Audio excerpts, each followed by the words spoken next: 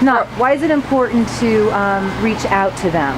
It's crucial to reach out to a younger generation about domestic and dating violence because it starts at a very young age.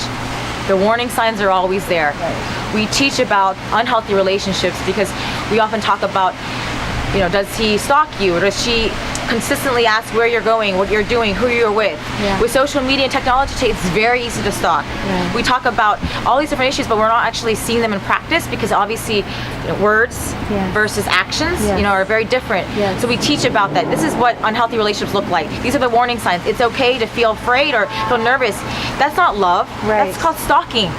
That's not consent. Because you're so on point right now, look in the camera and give me the top 5, 6, 7, whatever number you have of what is not love right now. Because people think that words are love, but they don't realize it's action. So is there something you know as an expert that you can tell young women who are chained to these electronics and whatever? A lot of young women on electronic leashes. My daughter did a viral poem about it, like tens of millions of viewers now on that subject, and it touched a lot of chords because of the electronic leash that they grew up with. But even without that, what are the things that are not love? So I think that many people today in the United States confuse love as different signs. We often hear an abuser say, well, if you love me, you would spend all your time with me. If you love me, you would not go and hang out, go and have your own personal interests, go out and work out. You'd come home for Christmas with me. You wouldn't spend time with your family.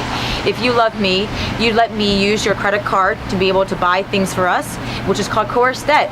So often there are so many different things that abusers do. If you love me, you'd let me have your password to check your Facebook account so we can share pictures and be able to, share everything that's going on in our lives.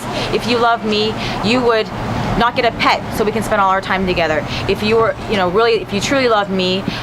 And some of the other factors, when we see abusers, they threaten to kill themselves. They threaten to harm themselves if the person would leave. Abusers often say, well, if you leave, I will hurt Fluffy the cat. Or if you leave to go to the shelter, I'm going to hurt XYZ. I know where your parents live. If you really love me, you would drop everything and be able to, come home. Who's on your phone? Why do you have any male friends? So we often see a lot of it possession. We see trying to basically take up all your time. A lot of guilt. There's a lot of guilt involved in sort of pressuring someone and saying that if you really love me, you would do XYZ.